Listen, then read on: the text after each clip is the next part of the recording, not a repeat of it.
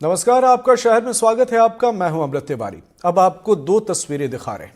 Bulletin की शुरुआत दो खास तस्वीरों के साथ करेंगे और ये दोनों ही तस्वीरें यकीन मानिए उस वक्त की हैं जब खुशियां मनाई जा रही थी। खुशियों का पल था, खुशियों का माहौल था। एकाएक तस्वीरें बदल जाती हैं, खुशियां मातम में बदल जाती हैं, गम ही गम छा जाता है।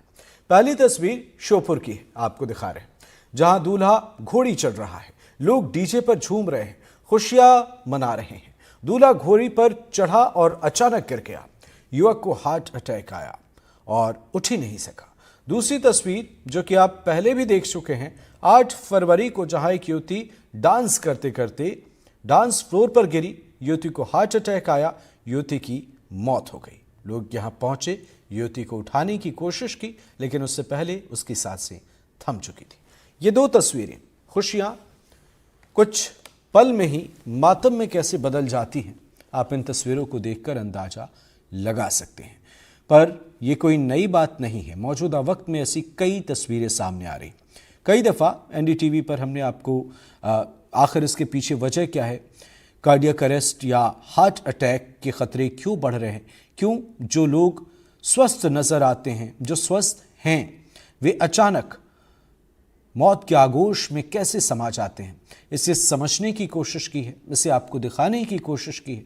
डॉक्टर्स का मानना है कि आपको आपके हार्ट से रिलेटेड मुश्किलों की जानकारी तब होती है जब तक आपका जो दिल है वो 50-60% से ज़्यादा ख़राब हो चुका होता है। उससे पहले तक आपको पता नहीं चलता। इसलिए ज़िंदगी के लिए अपने दिल, अपने हार्ट की हिफाजत सबसे ज़्यादा आपको बेहतर तरीके से करनी होगी। इसके लिए खान पान पर आपको ध्यान देना होगा, आपकी लाइफस्टाइल को आपको सुधारना होगा, आपको एक अच्छी नींद लेनी होगी, तनाव से आपको दूर रहना होगा।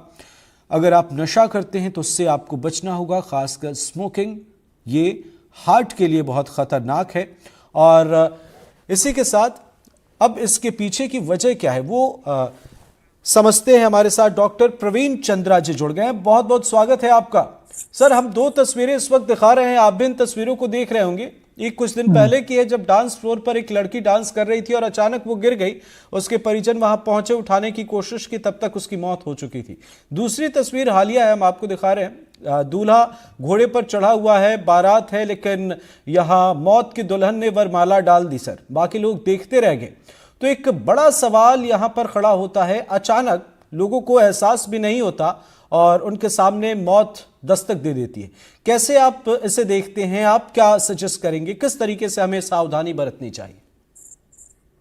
देखिए, ये बहुत ही हार्ट की बीमारी जो है, इसीलिए कहा जाता है कि हार्ट की बीमारी को हमेशा पहले से ही जान लेना और पहले से ही उससे बचना सबसे बड़ी बात होती है।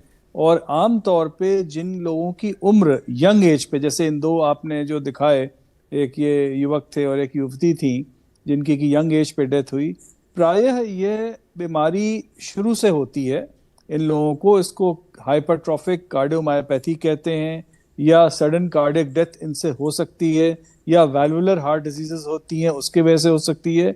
ये उस बीमारी से फर्क है जो लोगों को हार्ट अटैक होता है आफ्टर द एज ऑफ 35, 40, 45। तो इसलिए इनमें ये बात तो तय है कि भाई सबको ही अपनी जीवन शैली को सुधारना है। जैसा कि बताया जाता है कि नींद अच्छी होनी चाहिए, 6 से 7 घंटे, भोजन, एक्सरसाइज, ये सारी चीजें होनी चाहिए, स्मोकिंग नहीं होनी चाहिए। लेकिन जो यंग एज के लोग हैं उनको कैसे बचाया जाए, उसके लिए हम आपको आज अभी बताना चाहेंगे कि जिन लोगों के अंदर रिस्क ज्यादा है, जैसे किसी के परिवार में अगर हिस्ट्री है कि कुछ यंग लोगों की मौत हो चुकी है, तो उनमें सारे लोगों का शुरू से ही चेकअप होना चाहिए, यानी कि at the age of 30, 35 years, 40 years. और जैसा कि इन दो लोगों के यहाँ, जैसे मान लो ये हुआ, तो अब क्या होना चाहिए फ्यूचर में प्रोटेक्शन के लिए, बाकी पारिवारिक सदस्यों के लिए। तो इन सब का एक डॉक्टर द्वारा जांच होनी चाहिए, उनका ब्लड प्रेशर चेक होना चाहिए, उनका हार्ट का इको टेस्ट अगर कर लिया जाए तो बहुत ही अच्छा है, क्योंकि इस बीमारी का पता सिर्फ जांचों से ही लगता है, यानी कि ईसीजी हो, इको टेस्ट हो, और अगर हार्ट की रिदम कुछ गड़बड़ है तो उसका चेकअप हो। अगर इनको शुगर है इनके परिवार में तो शुगर के टेस्ट होने चाहिए। तो जो हाई रिस्क फैक्टर्स हैं उनसे हमको आइडेंटिफाई करना पड़ेगा पहले ही। अगर इन लोगों का ये टेस्ट हुआ होता तो शायद इनकी ये प्रॉब्लम प्रिवेंट हो सकती थी। और ऐसे में हम लोग ट्रीटमेंट भी करते हैं आजकल। अगर ये मान लो पता लग जाता है इनका कि हाइपरट्रॉफिक कार्डियोमायोपैथी है, या इनको कोई ब्लॉकेज होने की संभावना है, या इनकी हार्ट बीटिंग की में कुछ अवरोध है, तो उसका आजकल ट्रीटमेंट पॉसिबल है। और ये ट्रीटमेंट इनकी जान को बचा सकता था। तो सबसे बड़ा पर्पज ये है कि ऐसे लोगों को टेस्ट करा के उसका ट्रीटमेंट भी कराना चाहिए। बहुत से बार लोग टेस्ट करा लेते हैं लेकिन ट्रीटमेंट से डरते हैं कि नहीं भाई अभी तो बहुत कम उम्र है, अभी क्यों कराएं ये वो। तो ये इन चीज़ों के, इन ख्यालातों से बचना होगा और अपने आप को चेकअप के लिए आगे ले जाना चाहिए। ऐसे लोगों को ज़रूर, जिन लोगों को शुगर है, हाई ब्लड प्रेशर है, परिवार में हिस्ट्री है हार्ट डिजीज़ होने की कम उम्र पे, या जिनके कोई सिम्टम्स हैं जैसे कि धड़कन होना, सांस फूलना, सीने के बीच में दर्द होना, पसीना आना, अचानक पसीना अगर किसी को बीच बीच में आता है, ऐसे लोगों का चेकअप होना चाहिए। बिल्कुल सर, लेकिन हमारा समाज एक फिल्टर की उम्मीद करता है सर, कब जांच करानी चाहिए, किसे जांच करानी चाहिए, क्योंकि ऐसी परिस्थितियों में तो पूरे परिवार के सामने एक बड़ी चुनौती होगी, एक एक करके सब अपना टेस्ट कराएंगे। ये जरूरी है कि इनके परिवार के, जैसे कि मान लो जो इसके भाई बहन हैं, इन दोनों युवक या युवती के भाई बहनों का इको टेस्ट होना चाहिए, और इनके परिवार की हिस्ट्री लेनी चाहिए कि भाई इनके परिवार में और किसी की कम उम्र पे अचानक आकस्मिक मृत्यु तो नहीं हुई।